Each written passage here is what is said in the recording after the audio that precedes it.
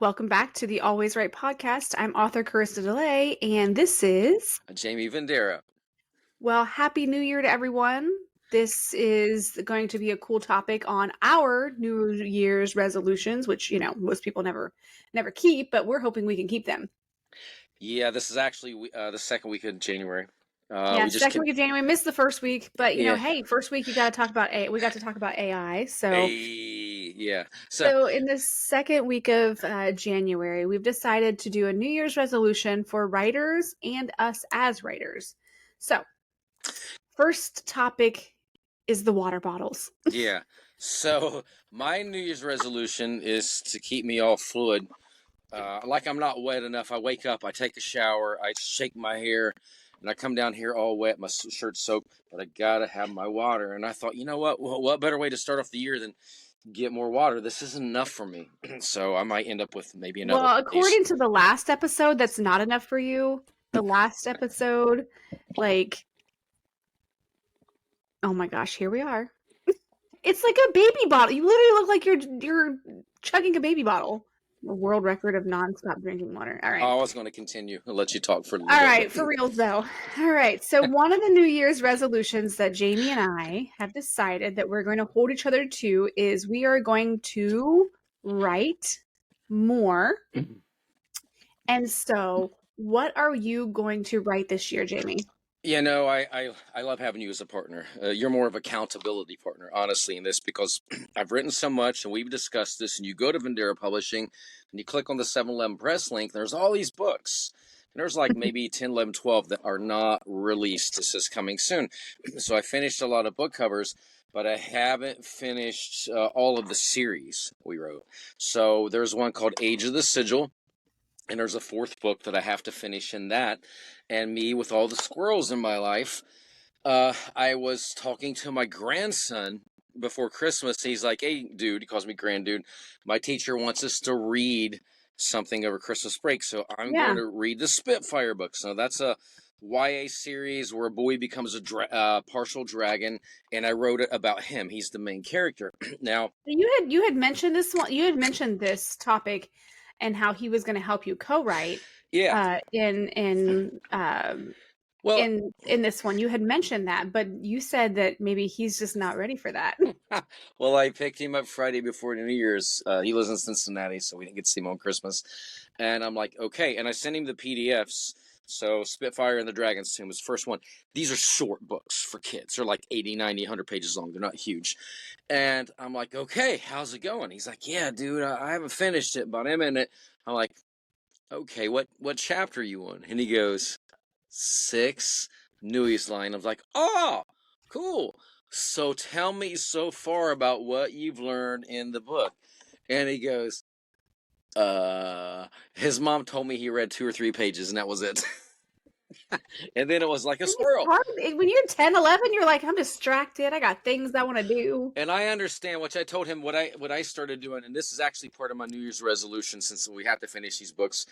The thing when you're writing a series, you have to stay on point. So I have to go back and watch it. It's like if a new Netflix show comes out and it's season 3, I am a nutcase. I have to go back and watch season 1, season 2, season 3 to remember everything, because I will forget. And I'm like, oh, I think it just depends on how long, though. How long it's been since this, I got a short-term memory. If it's 6 months, we'll go ahead and rewatch it. So, but I've said that. So some people do not want to start a book that is a series unless the series is complete.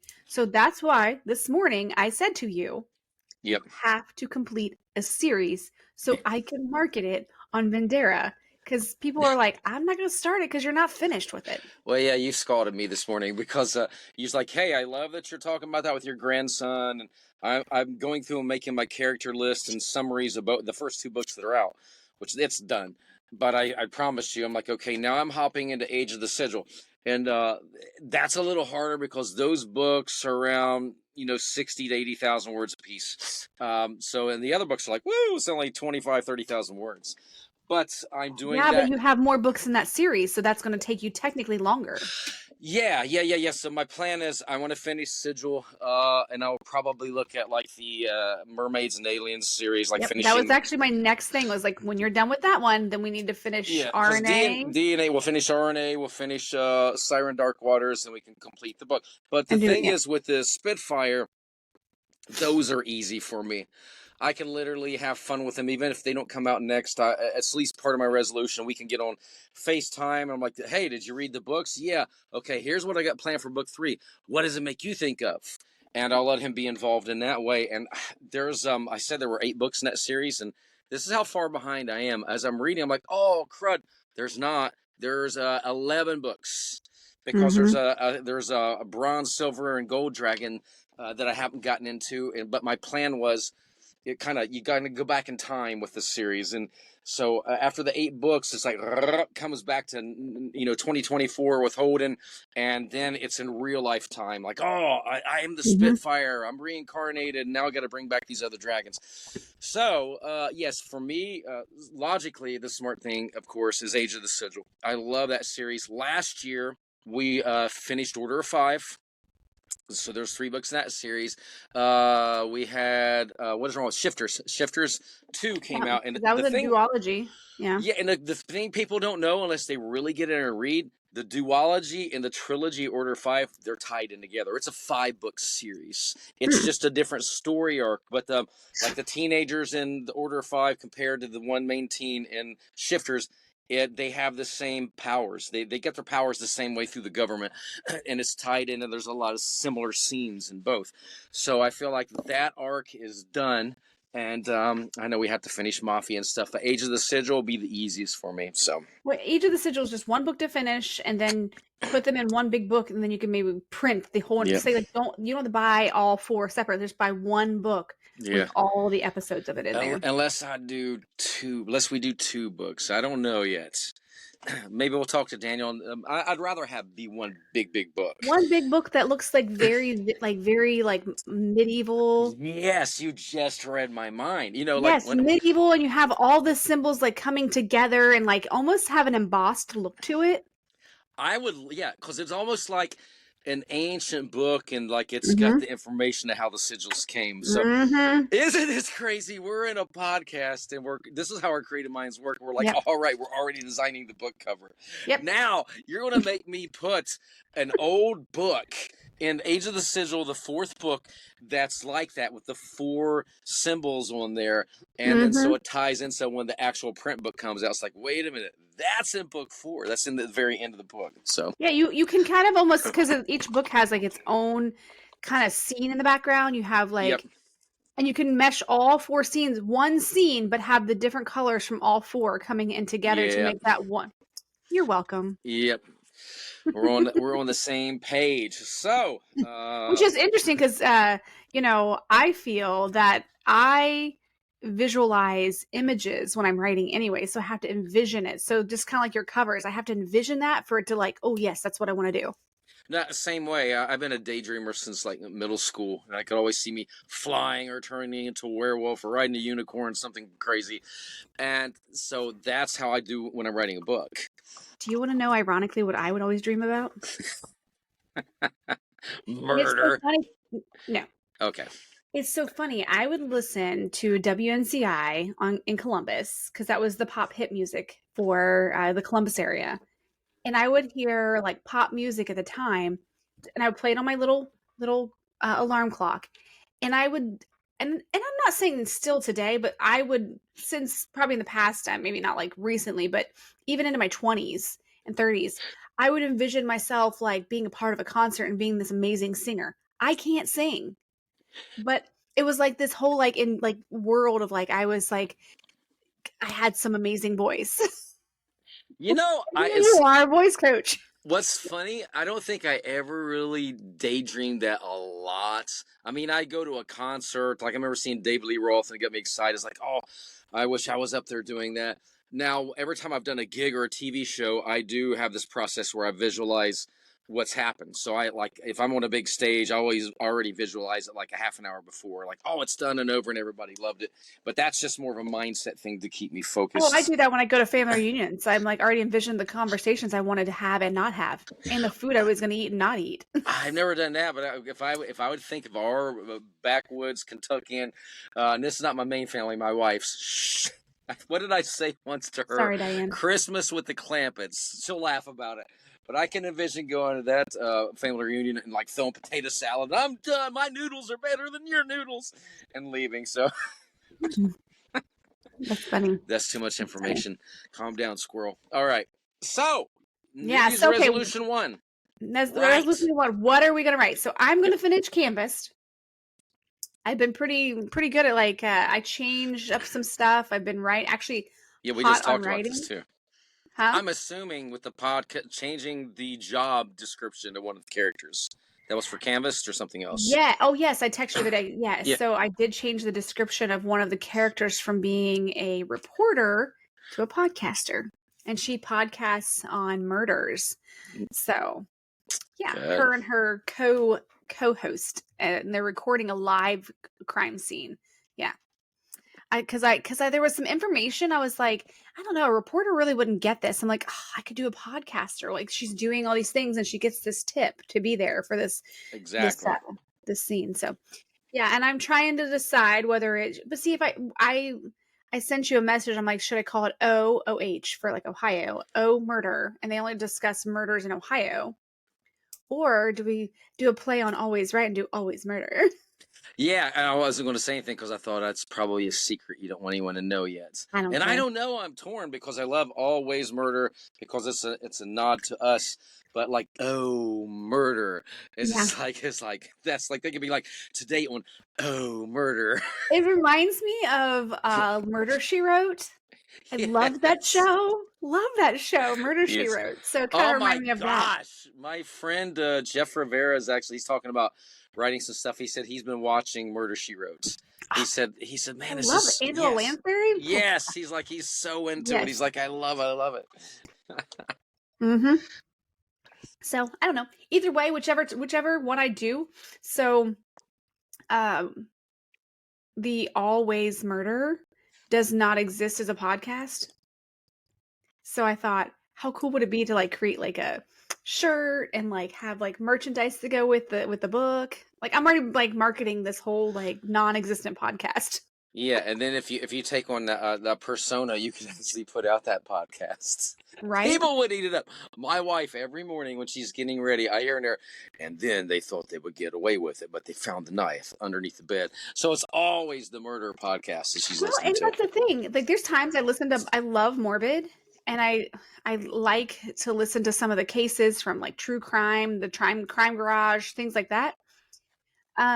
But there's times when they're doing stuff and they're like, I don't know. I'm sitting there thinking, this seems like a simple solve. Why didn't we think of this situation, you know? Yeah, But you get through so many, you're like, amateur, you know not to do that or you're going to get caught.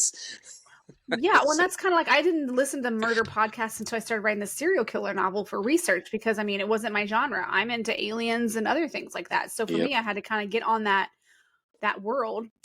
And now me and Dylan both got to be scared because our wives are really super smart about how to bury a body. We know how to bury a body and no one find it. Yeah. So, you know what? You really do. Quit putting it off. Oh, I'm going to write a book.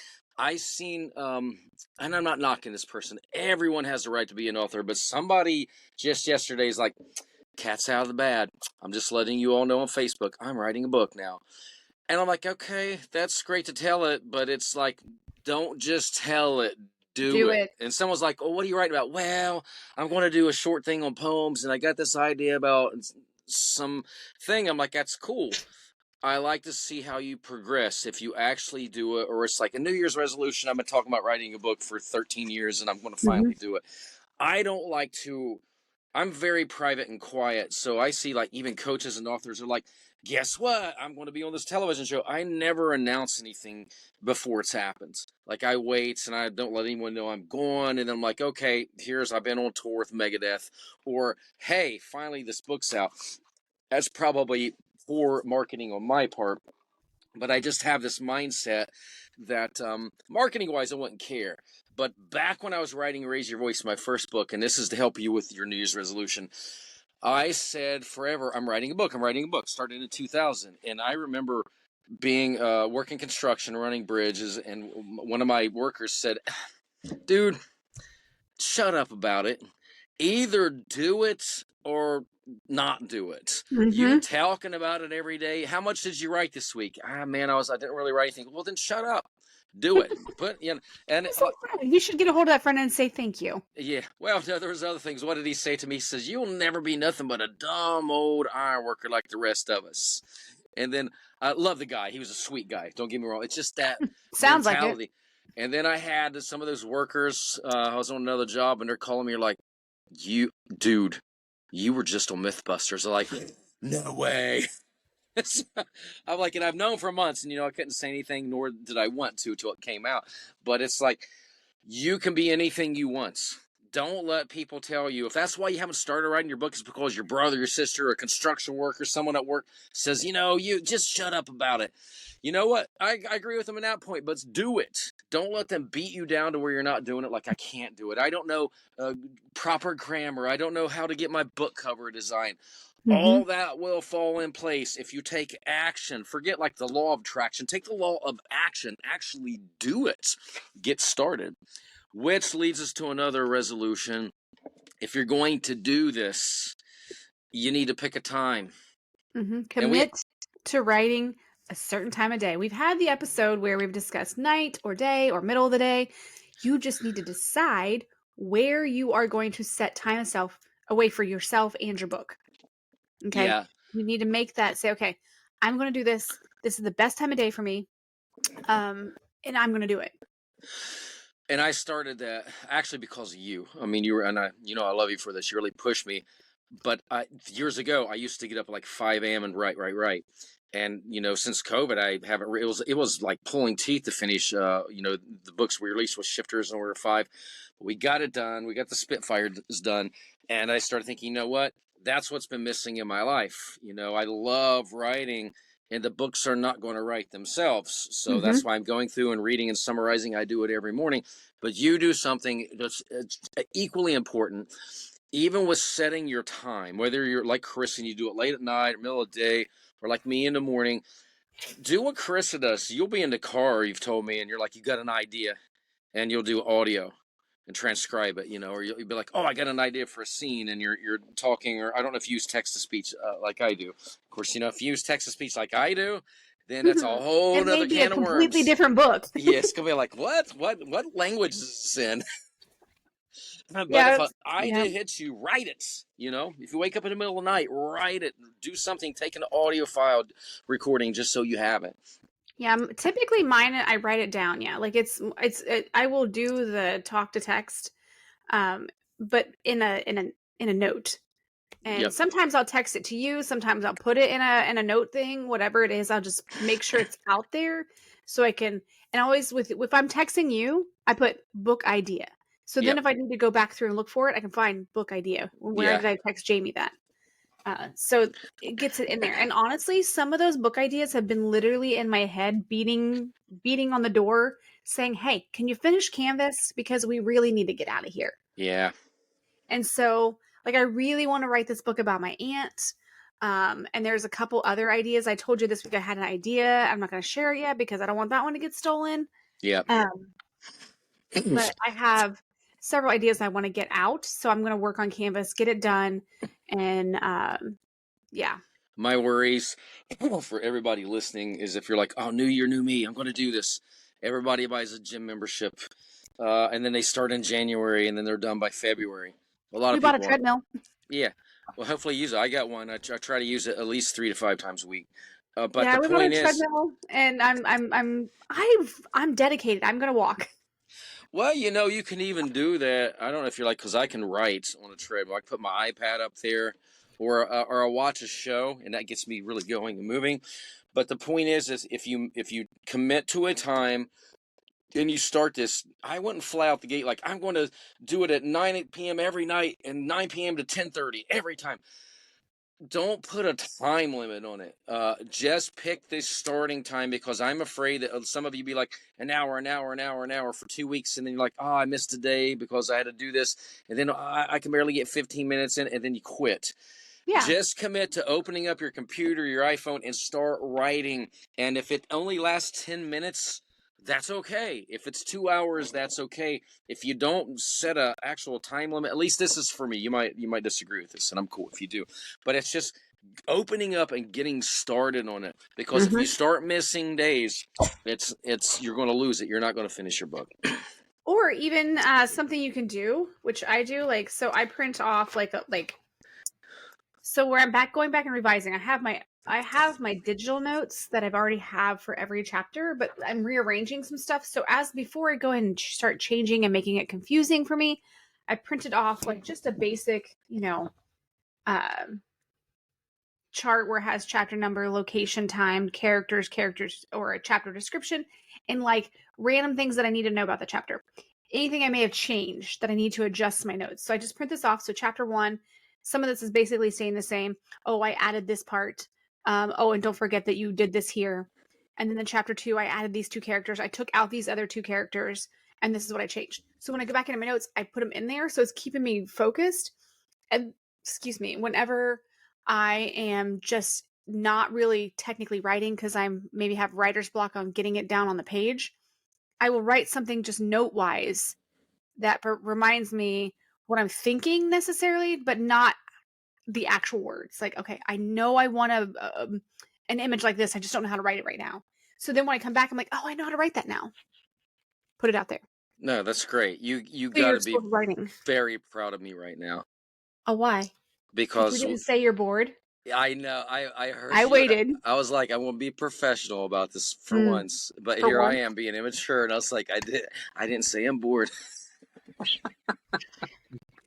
I was waiting. I was Yes. waiting. It's fine. And did you? But your face is so straight. You're talking. I'm like, I'm not going to do this. I'm not going to interrupt. I'm gonna wait to the end.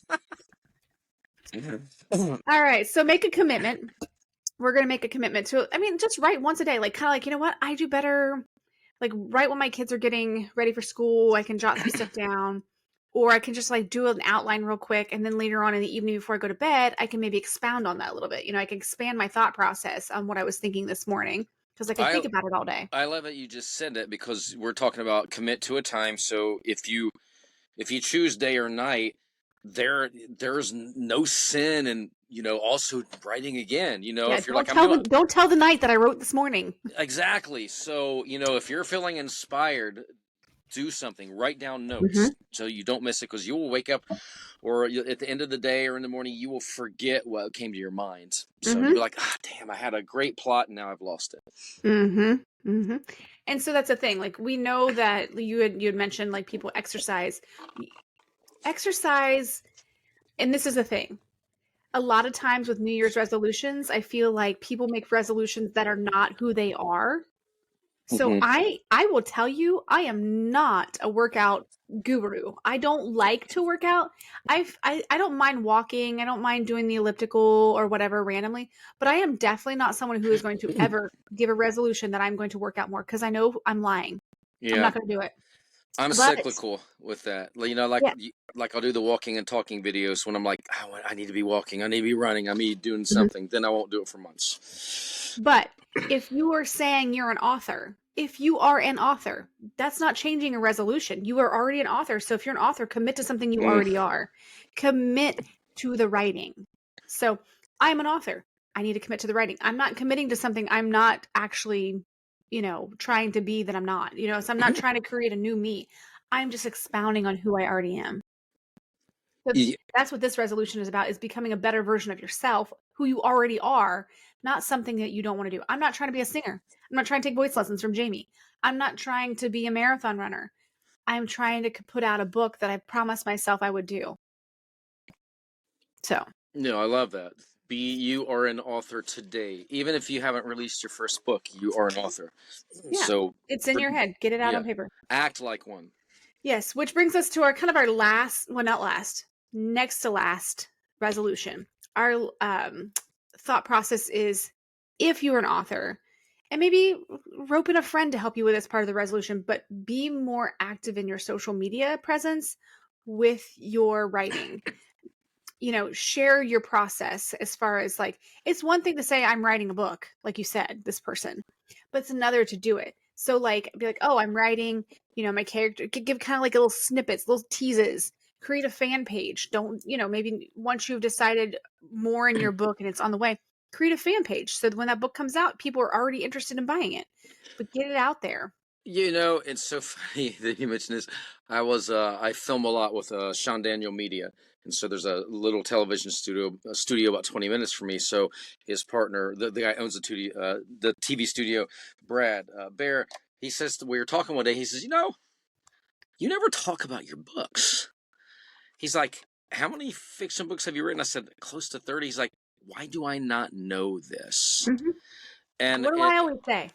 yeah, and I'm like, okay, you know what? You look at social media, and here's the hardcore facts. If you want to make it as author, you have to be participatory. I'm old school. I'm a fossil. My problem was I was on MythBusters and Good Morning America. I've done dozens of TV shows all over the world. They were there for me. I didn't go seeking them. I didn't have to make YouTube videos for it to happen. Mm-hmm. I had help from my coach Jim Gillette, obviously, but it wasn't You're like, raised hey, in the whole word of mouth era. word of mouth, exactly what it is. So I see like young authors and young vocal coaches that are blowing up, and bless them for it because they're excited and are doing videos. And so like my teams, like Dr. Vox, they push me. I'm doing more videos, but this is the year. That's actually one of my resolutions, to go through and summarize all my books. And I don't even know if I want to call it anything like, book in a nutshell or something, but I'm going through every book as soon as I summarize it and filming a video in here. I'll probably have the book cover back here and talking about Spitfire, Age of the Sigil, and doing like a 1 or 2 minute breakdown of the book to spit that out. And then you can cut that up and make smaller segments for TikTok. Mm-hmm. But nobody's going to read your book if they don't know about it. So that's on me. That's the thing. And we've talked about this in Zero Writing. So you literally just need to tell the book as if you were telling yourself the story. What are the points? And I struggled with that for a little while and figuring out how to sell my book without making it seem like it's so many different things. So I got to the main points, that it's the devil is looking to reset Eden, and in the process of resetting Eden, he comes in the pathway of his destiny. Yeah. The problem is the path of his destiny is not interested in him, because his path in destiny, she's decided on where she's headed, and she's not looking for something, but he's looking for something. So it's kind of like both have free agency. Both are on this path. Will their paths merge? How is it going to go? Like, she's a descendant of Eve. She has the fruit of Eden that's been crystallized into quartz crystal that contains all the information of Eden. And so it's all these things. I'm like, you got these two stories that are coming together, and like, which way is it going to go? Yeah. So like, and if you're already an established author and you have several, like you listening is like, oh, it pulls me into the book. But like, think about you're pitching a show to Netflix, or you watch this movie and you're like, oh, I love it. No, spoiler alert. Let me tell you about it, because I know you're not going to go see it, but I want you to tell you because it's so good. So you're selling your product, but you're also trying to tell this story. So we urge all of you who have already written books to do that. If you're on the path, if you're on the path to finishing that first book, then you can let, like Chris has said, little snippets out, like, hey, I finally finished chapter 13. Now, you're not going to believe this. It's a crazy plot twist. Now, I know if you've been following me, you know that this one guy, we always thought he was the murderer. But is he? So, and you don't give it away, of course. You want them to read your book, but give them enough to really pull them in and want to buy your product. Well, yeah, and if your book isn't, that's another thing, new resolution. If your book isn't selling, you're like, man, my book's not selling. I don't understand. Maybe revisit how you've expressed the back cover. Maybe revisit how you're putting it out there. Maybe it's kind of like the friend in the office that can't shut up. Maybe you've told too much, and you're too wordy. Maybe what kind of things, when you read the back of a book, when you go to Barnes and Noble or Books A Million, go turn those books over. Go see what's catching people's eyes to make those bestsellers and come off the shelf. It's not these long synopses. No. They're like 2-3 paragraphs. They got points. There's like kind of read those and be like, okay, I see what they're doing. And now go back to your book and revisit and like put that out on social media. Let's redo this. Let's figure out how people are going to want to read your book. Yeah, I mean that's when I was back in the young, way back in the before they had dirt or bread, and I would go to a bookstore. I'm pretending I'm old. I'm not really that old. before But they cultivated wheat.